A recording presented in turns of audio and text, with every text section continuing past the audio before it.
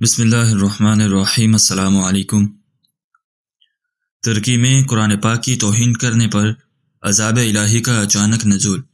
ترکی کے اخبارات میں شائع ہونے والی خبر کی عبرت انگیز تفصیلات۔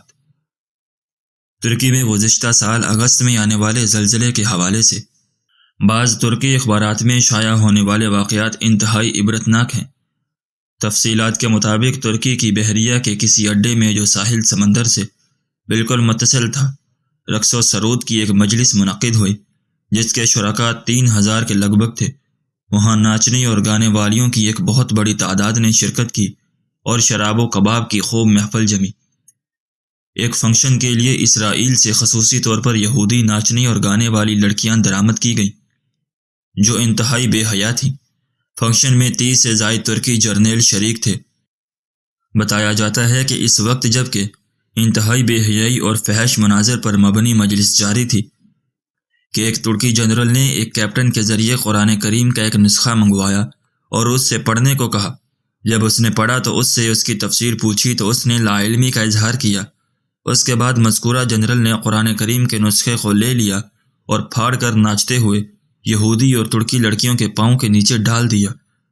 ساتھ یہ بھی کہا کہ اس قرآن کو نازل کرنے والا کہاں ہے، حالانکہ اس میں یہ بھی ہے کہ ہم نے اس قرآن کو نازل کیا اور ہم اس کی حفاظت کرنے والے ہیں۔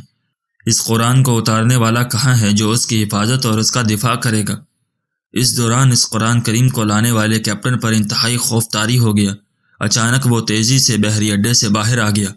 شاید اس کی وجہ یہ ہو کہ یہ شخص اس بحری اڈے پر آنے والے عذاب کے ابتدائی لمحات کا چشمدید گواہ بن سکے۔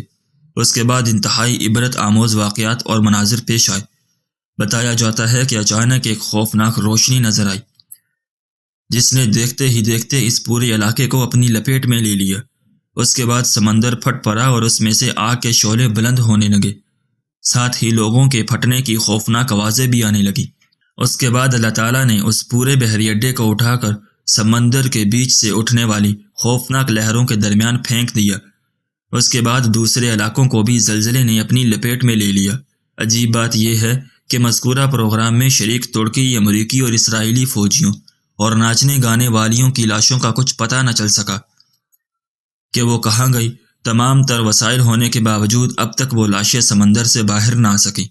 قرآن کریم کی بے حرمتی کر کے ان لوگوں نے اللہ تعالیٰ کی غیرت کو للکارا تو اللہ تعالیٰ نے انتقام لے لیا۔ ہے کوئی نصیحت حاصل کرنے والا؟ اس واقعہ میں اگرچہ حق تعالیٰ نے صرف کل انسانیت کو بلکہ تمام مسلمانوں کو نہایت عبرت آموز سبق دینے کے لیے اپنے زبردست غصے کا اظہار کیا ہے، جس سے پہلی بات ثابت ہوئی کہ قرآن پاک واقعی اللہ کی ہے اور اللہ ہی کی آسمانی کتاب ہے، کیونکہ اگر یہ اللہ کی چیز اور اس کی آسمانی کتاب نہ ہوتی تو اللہ کو شاید غصہ بھی نہ آتا۔ کیا کسی مصنف یا مؤلف کی کتاب کی بے حرمتی و بے ادبی کرنے پر اللہ تعالیٰ کو غصہ آیا ہے؟ ظاہر ہے انسانی عقل و شعور کے اعتبار سے غصہ اسی کو آتا ہے جس کی چیز ہے۔ یہ بات نہیں کہ چیز کسی کی خراب و برباد ہو مگر اس پر غصہ کسی اور کو آئے۔ دوسری بات یہ ہے کہ کسی چیز کی جس درجہ شہرت والی چیز کی بے حرمتی و بے ادبی ہوگی اتنے ہی درجہ و شدت کا اس کو غصہ بھی آئے گا۔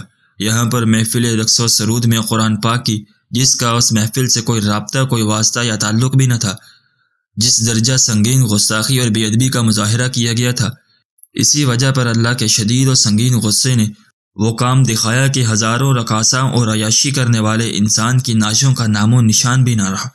اللہ تعالیٰ جاہلوں کو ہدایت نصیب فرمائے، اور اگر ان کے مقدر میں ہدایت نہیں ہے تو اللہ تعالیٰ ان کو تباہ و برباد فرمائے، آمین۔ ناظرین، اگر آپ کو آج کی ہماری یہ ویڈیو پسند آئی ہو تو ہماری ویڈیو کو لائک کریں اور اپنے دوستوں کے ساتھ شیئر بھی ضرور کریں، اور اگر آپ نے ابھی تک ہمارا چینل سبسکرائب نہیں کیا تو ہمارے چینل کو بھی سبسکرائب کر لیں۔